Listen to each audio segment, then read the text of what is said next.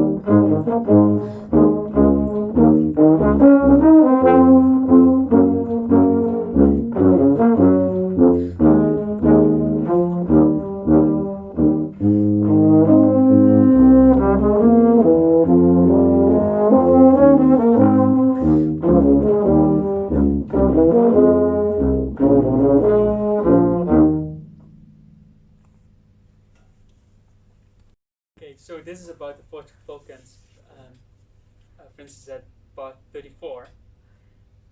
So there you have the pattern with like a tenuto quarter followed by a marcato quarter. So based on that, the marcato quarter should be a bit stronger and shorter, but make sure that the marcato still has some actual good full-bodied sound to it, so it's not too short in that regard. So to demonstrate this, we'll be playing 34 to 40, bars 34 to 42.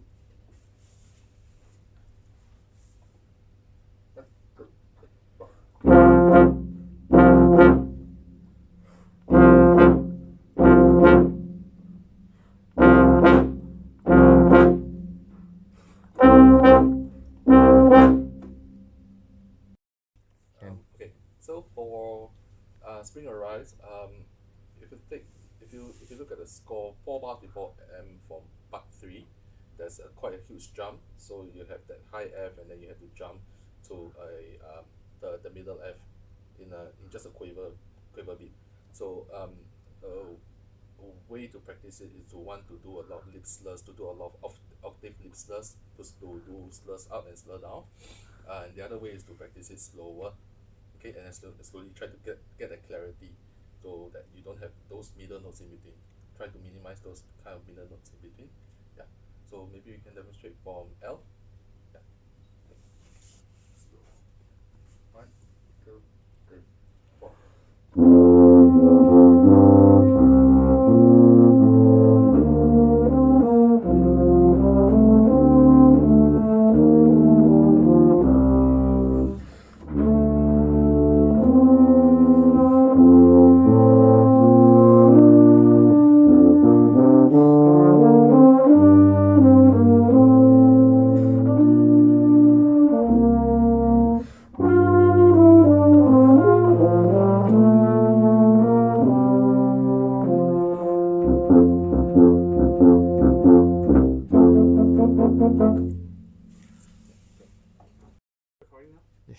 So the next piece that we are playing will be a song for friends. So it's basically a lot of long tones, long notes that we have to sustain. So what players should watch out or look into is to sustain their notes. They breathe and then they have to play in a full value.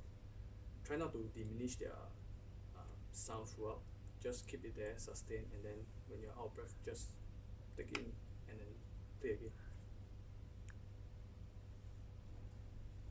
Okay, shall we? Beginning. 1, 2.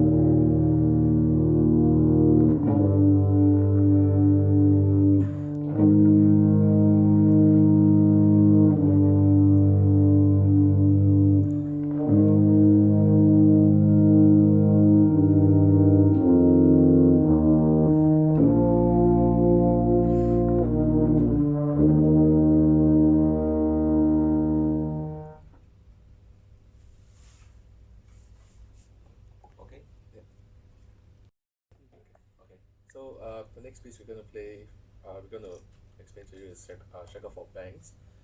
Basically, this piece has a lot of articulation, a lot of articulation, especially for the lower brass. So for accents, usually what we would do is to not only to tongue hard, but also to push air from here to make the accent as full as possible, and so that you can create a more fuller note and more impactful accent. And also you have to take note of the note values for like the bar 12. It's a dotted crotchet, and then you have a quaver tie over to a crotchet. So you need to take note of those note values, make sure it's full value and it's not too short. Yeah. Okay. Maybe we can demonstrate? From bar 8? Bar 12, I think we can. Okay, bar 12. Yeah. Good. Bar 12. And 1, 2, 3, 4.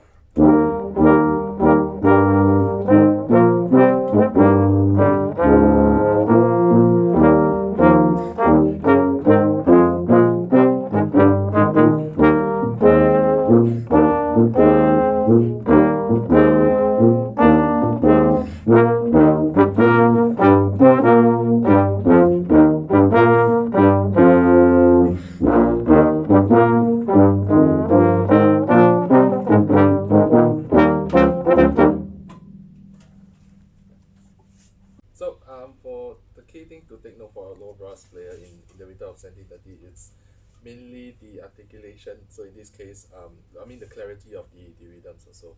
Yeah, especially for the semi-quaver rhythms in, for example, bar 37, and this is for bar 45. So if you have to time your tongue and your fingers together, make sure they are together, they are in time, so that the note will be clearer and the note will sound actually better instead of just the tongue sound. Okay, so and also to take note that bar 37 to bar 41 is actually a very light phrase, whereas for bar 45 is actually a much stronger line. Okay, so maybe we can demonstrate that for bar 37 all the way until 47. Okay. 1, 2, 3, 4.